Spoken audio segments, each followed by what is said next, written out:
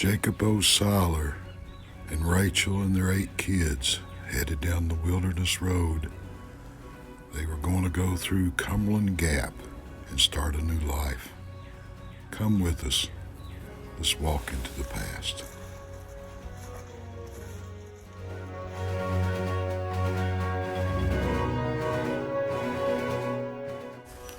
The Cumberland Gap, 1805. Jacob and his family joined tens of thousands of Americans pouring through the gateway to the west to settle. It was an adventurous time, times of uncertainty and excitement.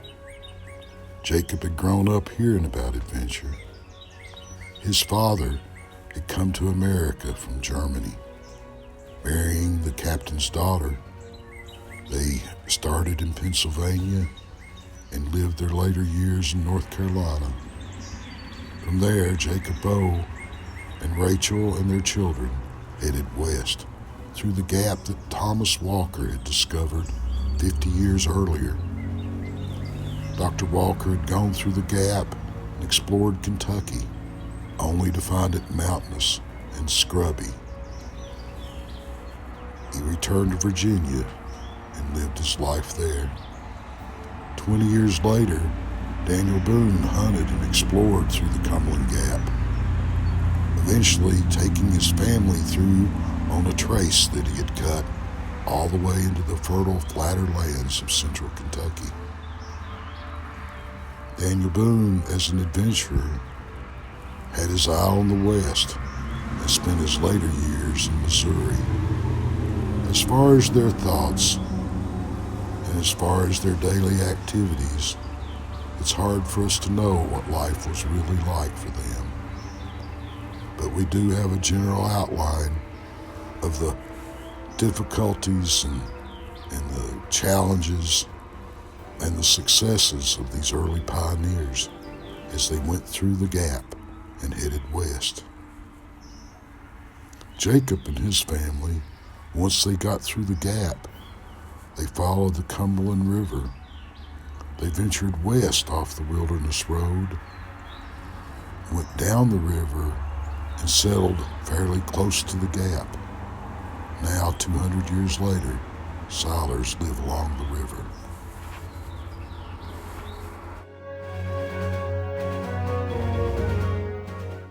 Today, along the mighty banks of the Cumberland, between Barberville and Williamsburg, as many as 10 generations, hundreds of Siler descendants continue to live in southeast Kentucky.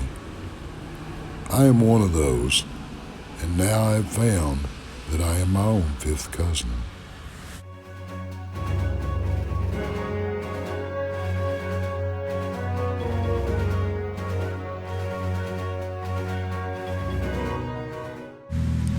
To explain how I am my own 5th cousin, look at this chart with me.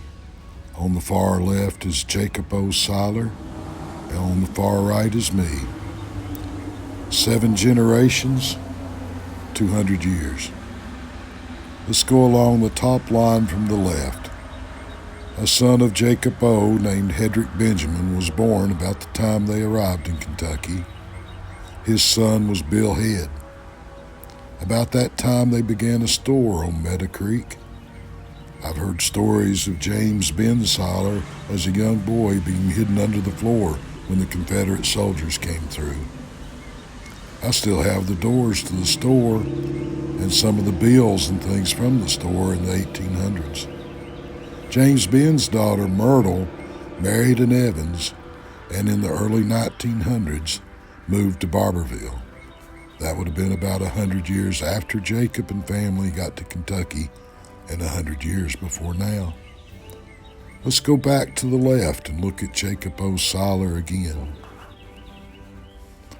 He had another son named Burgess, who was probably 5 or 6 years old when they landed in Kentucky. And he had descendants, Joseph, Polly, Theo, Cecil, Louise, and then Roger.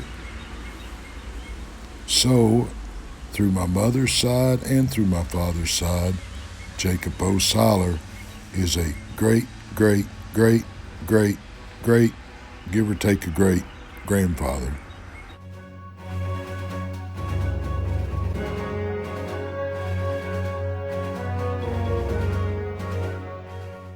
We may ponder 200 years into the past or 200 years into the future, but it is today that we live. As Longfellow once said, "Trust no future, however pleasant. Let the dead past bury its dead. Act in the living present, heart within, and God o'erhead."